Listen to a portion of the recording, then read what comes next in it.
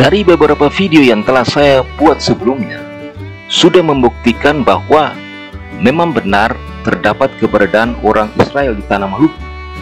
Meskipun berbagai tradisi yang bila dihubungkan dengan tradisi orang Yahudi atau Israel memang sudah tidak ada lagi, dan sudah terkikis sejak masuknya berbagai negara yang pernah bermukim di Maluku. Hal ini sesungguhnya membuktikan bahwa karakter orang Maluku pada umumnya, mereka mau menerima siapapun dan dari budaya apapun untuk ada dan bersosialisasi di Maluku. Dan perlu diketahui bahwa Maluku dan Papua adalah manusia pertama yang mendiami Nusantara. Dan ini memang suatu kenyataan yang tidak bisa kita pungkiri, bahwa keberadaan orang Maluku memang sudah ada di Nusantara sejak puluhan ribu tahun yang lalu.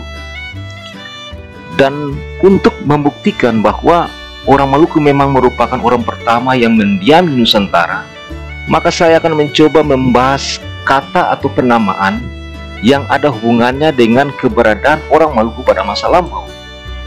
Sebagaimana kita ketahui bahwa bahasa Aramik, Ibrani, dan Arab adalah kumpulan bahasa Semitik yang sudah ada sejak ribuan tahun yang lalu. Beberapa kata atau kalimat dari bahasa Semitik ini juga diserap oleh orang Maluku, bahkan sampai sekarang. Apalagi untuk berbagai kosakata dalam bahasa Portugis, Spanyol, ataupun Belanda. Dan saat ini saya akan mencoba membedah kata-kata tersebut yang nantinya atau setidaknya dapat menjadi pelajaran bagi kita semua. Sekarang kita mulai dengan kata pertama. Kata pertama adalah kata patah yang berasal dari bahasa Aramik. Kata ini merupakan kata dasar yang berarti pecah atau buka dan dibaca patah. Dan Anda dapat bandingkan dengan kata ephata dalam bahasa Yunani. Kata patah untuk kata kerja aktifnya berarti membuka, dibaca etpata, atau yang dijabarkan ke dalam bahasa Yunani menjadi ephata. Sedangkan kata pasifnya yaitu dibuka, dibaca empata atau mapata. Kata ini sebelumnya saya sudah jelaskan tentang patah siwa dan patah lima, khususnya menyangkut kata patah. Dan kata patah seringkali digunakan oleh orang Maluku pada saat akan melakukan perkelahian dengan orang lain, dan tidak pernah digunakan untuk situasi atau kondisi yang lain. Sekarang kita ikuti kata yang kedua, yaitu alefuru atau alifuru. Kata ini terdiri dari kata alef dan uru, dan akan kita bahas satu persatu sehingga kita akan tahu kebenarannya. Kata alef berasal dari bahasa Ibrani atau alif dalam bahasa Arab. Kata alefuru adalah merupakan kata yang paling banyak diperdebatkan oleh orang Maluku terkait pandangan yang mengatakan bahwa orang Maluku adalah suku Gat, seperti yang diungkapkan oleh Resli dalam bukunya yang berjudul Pintu Gerbang Emas yang Tertinggal di Indonesia. Ada berbagai teori yang dikembangkan oleh sebahagian orang Maluku untuk mematahkan pandangan Resli, dan semuanya mungkin dapat dibenarkan. Namun yang lebih mengherankan dari banyaknya pandangan itu bahwa mereka sekalipun membantah pernyataan Resli, namun demikian secara umum mereka juga mengakui bahwa benar ada keberadaan orang Israel di tanah Maluku.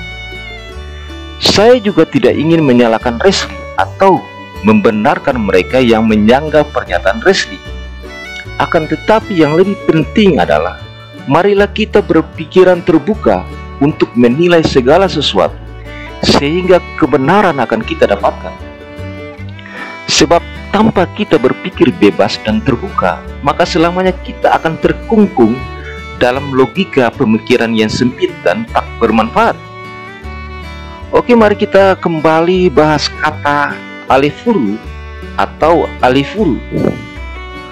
Alef adalah nama pengucapan dari huruf pertama abjad atau alfabet Proto-Kanaan atau abjad mula-mula, yang kemudian diturunkan dalam alfabet Semitik sebagai alfabet Fenisia yaitu Alef, abjad Suryani yaitu Alaf, alfabet Ibrani yaitu Alef, dan alfabet Arab yaitu Alif.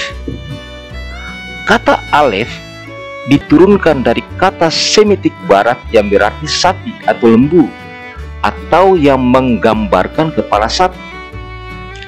Dalam bahasa Arab modern, kata alif dapat diartikan sebagai jinak atau pemalu, dan kata ini apabila menjadi kata kerja waktu lampau menjadi berarti menjinakkan.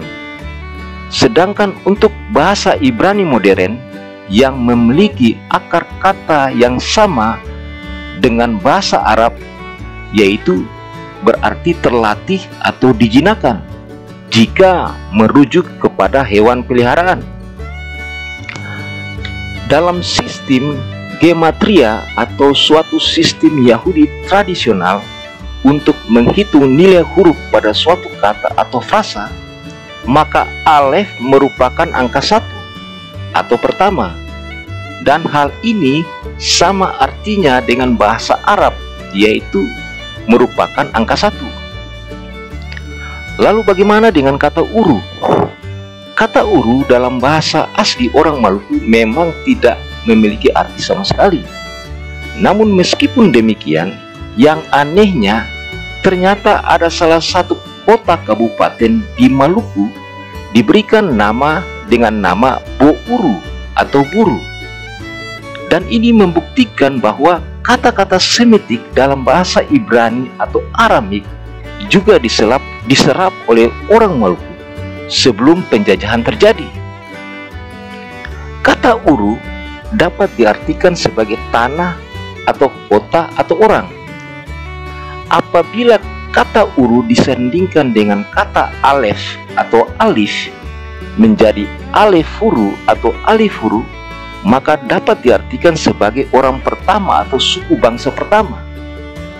Anda bisa bandingkan ini dengan kata Yerusalem yang berasal dari akar kata uru dan salem yang berarti kota damai. Salem berarti damai. Ada beberapa pandangan yang mengatakan bahwa kata alefuru bukan berasal dari bahasa Ibrani, melainkan dari bahasa Arab. Dan ini mungkin dapat dibenarkan karena bahasa Ibrani, Arab maupun Aramik adalah serumpun dari bahasa Semitik. Kata alifuru yang katanya berasal dari bahasa Arab terdiri dari 2 suku kata, yaitu ali dan furu. Kata ali berarti menyembah atau berdoa kepada Tuhan, sedangkan kata furu atau foro artinya tidak sama sekali. Sehingga apabila diartikan alifuru adalah orang-orang yang sama sekali tidak mengenal atau tidak menyembah atau tidak berdoa kepada Tuhan. Perkataan ini mungkin ada benarnya, karena sebelumnya orang-orang yang dinamakan sebagai alifuru adalah kumpulan mereka yang primitif atau terbelakang dari segi pendidikan dan status sosial. Tapi tunggu dulu, apakah memang benar demikian? Mari kita bandingkan dengan terjemahan dari bahasa Portugis. Menurut penjajah Portugis, kata yang benar adalah alfous atau alfurs atau alfures yang memiliki arti manusia bebas. Sedangkan menurut bahasa Tidore, kata alifuru atau alefuru itu dinamakan halefuru yang terdiri dari 2 suku kata, yaitu hale yang artinya tanah, sedangkan furu artinya buas atau liar. Terjemahan dari bahasa Portugis dan bahasa Tidore saya rasa sepadan jika kita hubungkan dengan kata arafuru yang bermakna laut lepas atau laut bebas. Jadi di sini saya dapat katakan bahwa kata Alefuru memang berasal dari bahasa Ibrani, dan Alifuru juga dari bahasa Arab, adalah varian dari kata Halefuru yang berasal dari bahasa Tidore. Artinya bahwa kata Halefuru mungkin bukan berasal dari bahasa Ibrani dan Arab, namun karena perbedaan lafal yang mengakibatkan Halefuru menjadi Alefuru atau Alifuru. Jadi di sini menurut saya kita tidak usah perdebatkan masalah ini, sebab yang pasti bahwa orang Maluku memang adalah pribumi dari yang pribumi di bumi Nusantara, dan itu pasti. Sekarang mari kita ikuti kata ketiga, yaitu kata Paleo. Aksara Paleo Ibrani atau Proto Ibrani atau Ibrani kuno adalah nama yang digunakan oleh para sarjana modern untuk menggambarkan aksara yang ditemukan dalam prasasti Kanaan dari wilayah Israel dan Yehuda. Abjad Paleo Ibrani atau abjad Ibrani kuno adalah suatu abjad yang muncul dari rumpun bahasa Semetik dan sangat mirip dengan abjad Fenisia. Dan perlu diketahui bahwa abjad Fenisia telah digunakan sekitar tahun 1000 sebelum Masehi. Abjad Ibrani kuno atau abjad Paleo Ibrani telah mulai digunakan dari abad 13 sebelum Masehi dan secara umum dipakai di kerajaan Israel dan Yehuda sepanjang abad 8 sebelum Masehi sampai abad 7 sebelum Masehi. Dan memasuki abad 6 sebelum Masehi, abjad Ibrani kuno atau Paleo Ibrani mulai tidak digunakan dan digantikan dengan abjad atau alfabet Aram sewaktu orang Israel dibuang ke Babilonia. Orang Samaria yang merupakan 10 suku Israel yang dinyatakan hilang telah menggunakan alfabet Paleo Ibrani kuno untuk menulis Talmud dan dipadukan dengan bahasa Aramik. Pada tahun 2019, otoritas barang antik Israel menemukan cetakan segel berusia 2600 tahun saat melakukan penggalian di kota Daud yang berisi tulisan Paleo Ibrani yang diduga dimiliki oleh seorang pejabat di istana Raja Yosia. Abjad Paleo Ibrani merupakan abjad kuno atau tua, memang sudah tidak digunakan lagi oleh orang Israel sejak pembuangan ke Babilonia. Namun jejak sejarahnya masih dapat kita jumpai bahkan sampai hari ini, khususnya di Maluku.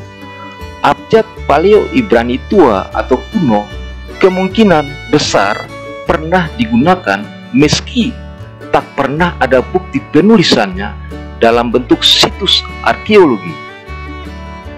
Abjad Paleo merupakan abjad tua, dan karena kata Paleo diidentifikasi dengan sesuatu yang lebih tua, maka penggunaan kata Paleo telah dipakai oleh orang Maluku dalam aktivitas sehari-hari untuk menggambarkan seseorang yang cara kerjanya atau aktivitasnya lambat dengan sebutan Paleo. Jadi menurut orang Maluku pada umumnya, orang yang meskipun masih muda namun apabila tindakan atau gerakannya lambat dalam bekerja, maka orang itu dikatakan Paleo atau seperti orang tua.